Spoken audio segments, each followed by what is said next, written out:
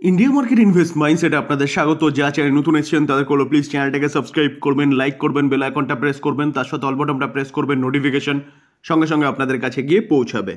Nifty 50 দেখুন, নিফটিকে দেখলে দেখা যাবে লাস্ট ট্রেডিং সেশনে নিফটি হালকা হলেও পজিটিভ ক্লোজ দিয়েছে এবং লাস্ট 5 দিন দেখলে দেখা যাবে নিফটি কিন্তু প্রায় 2% মতন ভালো অফসাইড মুভমেন্ট দেখিয়েছে, যেখানে মন্ডে থেকে আরেকটা নতুন সেশন চালু হতে চলেছে। তো মন্ডে থেকে এই আরেকটা নতুন উইক যে চালু হতে চলেছে সেই উইকে কিন্তু অনলি ফর 4 দিন হচ্ছে আমাদের মার্কেট ওপেন থাকবে। কেন? কারণ ফ্রাইডেতে হোলি উপলক্ষে ছুটি মার্কেটের। তো সেই জায়গায় দাঁড়িয়ে এই সপ্তাহে অনলি ফর 4 দিন মার্কেট ওপেন থাকবে। তো এই 4 দিনে আমাদের নিফটি কোন দিকে যেতে পারে, কতগুলো ইভেন্টের ওপর ডিপেন্ড করছে। ইম্পর্টেন্ট ইভেন্ট ওয়ার্ল্ড মার্কেটের জন্য, তার পাশাপাশি ইন্ডিয়ান মার্কেটের জন্য। যেখানে ফার্স্ট ভিডিওতে আমি কিন্তু একটা নিউজ নিয়ে আলোচনা করেছিলাম, যেখানে ওটা এখনও ফাইনাল নিউজ নয় বা অফিসিয়াল নিউজ নয় ভারত সরকারের কাছ থেকে। নিউজটা কোথা থেকে এসছে?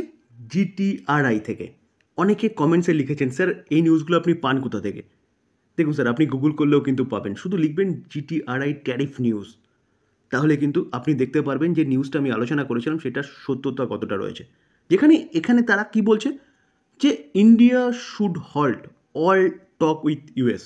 কারণ ইউএস যেভাবে ভারতের ওপর প্রেশার ক্রিয়েট করছে ফ্রি ট্রেড করার জন্য, বা অনেক প্রেশার ক্রিয়েট করে তাদের গুডসগুলো আমাদের ভারতে নিয়ে আসার জন্য খুব কম ট্যারিফে, তো সেই জায়গায় দিয়ে ভারত সরকারের ইন্টারেস্ট সেখানে হারাচ্ছে।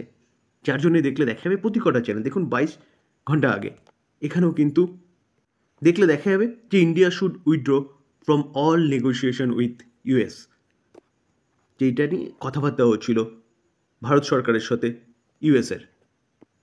তো স্যার এখন দেখার বিষয় যে পরিস্থিতি কোথায় গিয়ে দাঁড়ায়, তার উপর ডিপেন্ড করছে কিন্তু আমাদের মার্কেট কোন দিকে মুভমেন্ট নেবে। কারণ ডোনাল্ড ট্রাম্প অলরেডি থ্রেট দিয়ে রেখেছে এপ্রিলের 2 তারিখ থেকে তারা রেসিপ্রোকাল ট্যারিফ ইম্পোজ করতে চলেছে। তো ভারত সরকার নেগোসিয়েশন করার জন্য রাজি ছিল এবং করার চেষ্টাও করছিল, কিন্তু তারা একচেটিয়া যেভাবে নেগোসিয়েশনের কথা বলছে বা ফ্রি ট্রেডের কথা বলছে, তো সেই জায়গায় দাঁড়িয়ে কিন্তু ভারতের ইন্টারেস্ট সেখানে নেই।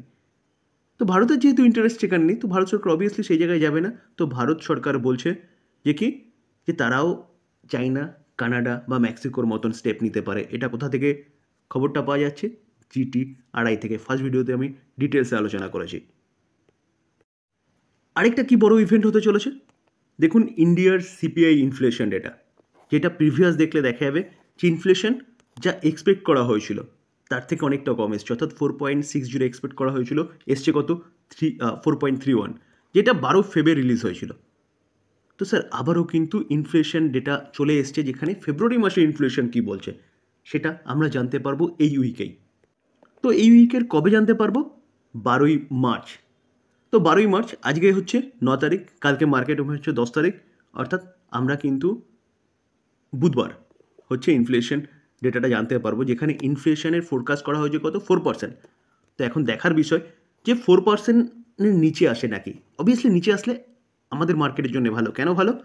কারণ আমরা দেখেছিলাম যে এই ইনফ্লেশনটা কন্ট্রোলে এসেছিলো, বা পরপর ইনফ্লেশনগুলো কন্ট্রোলে এসেছিলো বলেই কিন্তু আগের মাসে আরবিআই রেট কাট করেছিল 0.25 বেসিস। তো সেই জায়গায় দাঁড়িয়ে শোনা যাচ্ছে আরবিআই কিন্তু আবারও রেট কাট করতে পারে। তো রেট কাট করার আগে কিন্তু এই ইনফ্লেশন ডেটাটা হচ্ছে ইম্পর্টেন্ট। যদি ইনফ্লেশন কন্ট্রোলে থাকে তাহলে আমরা এক্সপেক্ট করতে পারি আরবিআই রেট কাট করবে, আর রেট কাট করলে মার্কেটে লিকুইডিটি বাড়বে, আর মার্কেটে লিকুইডিটি বাড়লে যেটা ইকুইটি মার্কেটের জন্য ভালো। তো এই ইনফ্লেশনটা কেন আমি ইম্পর্টেন্ট বলছি, দেখুন 7 থেকে 9-এর মধ্যে এমপিসির বৈঠক হবে এপ্রিল মাসে। তো সাধারণত মোটামুটি 11, 12, 13-তে হচ্ছে ইনফ্লেশন ডেটা বেরোয়। তো এপ্রিল মাসে যেটা মার্চ মাসের ইনফ্লেশন ডেটা, সেটা কিন্তু এমপিসির মিটিংয়ের পরে হবে। তো এই ইনফ্লেশন ডেটাটা কিন্তু আমাদের কাছে খুব ইম্পর্টেন্ট, কারণ এই ইনফ্লেশন যদি কন্ট্রোলে থাকে তাহলে আমরা এক্সপেক্ট করতে পারি আবারও 0.25 একটা রেট কাটের, যেখানে কিন্তু সব স্তর থেকে শোনা যাচ্ছে। কারণ আরবিআই সেই কাজই করছে মার্কেটের লিকুইডিটিকে বাড়ানোর জন্য। আমরা দেখেছিলাম কোয়ার্টার 2, কোয়ার্টার 3 রেজাল্ট অতটা ভালো হয়নি বিভিন্ন কোম্পানির। কেন হয়নি? কারণ মার্কেটে লিকুইডিটির অভাব ছিল। তো মার্কেটের লিকুইডিটি বুস্ট করার জন্য কিন্তু আরবিআই বিভিন্ন পদক্ষেপ নিয়েছে, রেট কাট হয়েছে, তার পাশাপাশি আমাদের কিন্তু বাজেটও ব্যাপক পদক্ষেপ নেওয়া হয়েছিল, যেখানে বলতে পারেন ট্যাক্সের ব্যাপক একটা ছাড় দেওয়া হয়েছিল। তো এখন দেখার বিষয় যে ইনফ্লেশন কীরকম আসে, এবং সেই ইনফ্লেশনের ওপরে কিন্তু আমরা এক্সপেক্ট করতে পারি রেট কাটের, যেটা আমরা কবে পাবো? 12ই মার্চ।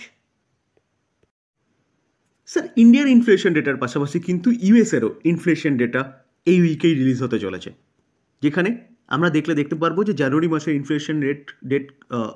ইনফ্লেশন ডেটা কবে বেরিয়েছিল? 12ই ফেব্রুয়ারিতে, যেখানে যা এক্সপেক্ট করা হয়েছিল তার থেকে কিন্তু বেশি এসেছিল। কত? 2.9 এক্সপেক্ট করা হয়েছিল, 3% এসছে। তো এবারের ইনফ্লেশনটা কবে পাওয়া যাবে ডেটাটা? 12ই মার্চ। তো আমাদের ইনফ্লেশন ডেটা যেদিন রিলিজ হচ্ছে সেদিনকে কিন্তু ইউএসেরও ইনফ্লেশন ডেটা রিলিজ হতে চলেছে। তো স্যার ইউএসের ইনফ্লেশনও কিন্তু ইম্পর্টেন্ট। কেন? কারণ দেখুন, সেখানে রেট কাটের ব্যাপারে কিন্তু পাওয়েল স্যার বলে দিয়েছে যে তিনি আগে ট্রাম্পের কি ডিসিশন নিচ্ছে এই ট্যারিফকে নিয়ে সেটাকে দেখবে, এবং তারপরে কিন্তু সে ইনফ্লেশনের কথা, রেট কাটের কথা আবারও চিন্তাভাবনা করবে। তো এখন কিন্তু তারা তড়িঘড়ি করছে না, ফেডের চেয়ারপারসন। তো এখন ইনফ্লেশনটা যদি এখানে কন্ট্রোলে না আসে, তাহলে আমরা ট্যারিফকে নিয়ে কিন্তু চিন্তাভাবনা নিতে পারি বা দেখতে পারি চিন্তাভাবনা নিতে। কিসের? ইউএসের প্রেসিডেন্ট ডোনাল্ড ট্রাম্পের। কারণ ইনফ্লেশন যদি কন্ট্রোলে না আসে, অলরেডি কিন্তু ইউএসের মধ্যে ট্রাম্পের ব্যাপক একটা বিরোধিতা চলছে, যার জন্যে আমরা দেখেছিলাম যে 4 মার্চে কানাডা এবং মেক্সিকোর ওপর তারা 20% ট্যারিফ আরোপ করেছিল। করার পরেও কিন্তু তারা আবার অনেক ক্ষেত্রে উইথড্র করে নিয়েছে, সব ক্ষেত্রে না করলেও অনেক ক্ষেত্রে। কারণ মেক্সিকো এবং কানাডা ইউএসের গুডসের ওপরও কিন্তু ট্যারিফ আরোপ করেছিল, যার ফলে ইউএসের ইনফ্লেশন বাড়তে পারে। তো এই ডেটাটা যদি বেশি আসে, তাহলে কিন্তু বলতে পারেন যে আপাতত আমাদের জন্য ভালো। কারণ তিনি বলে রেখেছেন যে 2রা এপ্রিল থেকে রেসিপ্রোকাল ট্যারিফ লাগাবে ভারত, তার সাথে সাথে ইউরোপীয় ইউনিয়ন, বিভিন্ন দেশের ওপরে। তো এই জায়গায় দাঁড়িয়ে যদি ইনফ্লেশন কন্ট্রোলে না থাকে, তাহলে কিন্তু ট্রাম্পের ব্যাপক সমালোচনা হবে। আর ব্যাপক সমালোচনা হলে হয়তো ইনফ্লেশন বেশি আসলে মার্কেট রিয়্যাক্ট করবে, নিচে আসবে। কিন্তু যে ট্যারিফ খেলছে না ট্রাম্প, সেটার একটা ব্যাপক ধাক্কা আসবে বলতে পারেন। তো এই দিনটা, যে এই ডেটা ইউএসের ইনফ্লেশন ডেটা, এটাও কিন্তু মার্কেটের জন্য ইম্পর্টেন্ট। স্যার আমরা যদি ক্রুড অয়েলকে দেখি, তাহলে দেখাবে দেখুন ক্রুড, যেটা ব্রেন্ট ক্রুড 70-এর নিচে চলে এসেছিল এবং WTI ক্রুডও কিন্তু অনেকটা নিচে চলে এসেছিল। তো হঠাৎ করে কি হলো, যেখানে ব্রেন্ট ক্রুড আবারও কিন্তু 70 পার করে গেছে। এই ক্রুড বাড়া মানে কিন্তু আমাদের ইকোনমির জন্য খারাপ। কেন? কারণ আমরা 80% অয়েল পারচেস করি। তো বলতে পারেন স্যার ক্রুড তো সামান্য বেড়েছে, জাস্ট 70 ক্রস করেছে। দেখুন স্যার, কারণটা জানতে হবে, এই যে বাড়ছেটা কেন। তার পাশাপাশি আমরা দেখেছিলাম ওপেক বলেছে কি তাদের প্রোডাকশন বাড়াবে, যার জন্য কি ক্রুড পড়ছিল। এবং ক্রুডের সাথে কোন কোন বিজনেসগুলো জড়িত আছে? কেমিক্যাল সেক্টর, পেন্ট সেক্টর, তার পাশাপাশি বলতে পারেন অয়েল রিফাইনারি যেসব কোম্পানিগুলো করে, যেমন HPCL, BPCL। তো ক্রুড অয়েলের দাম বাড়লে কিন্তু সেই কোম্পানিগুলোর মধ্যে রিয়াকশান দেখা যায়। তো ক্রুড বাড়ছে কেন?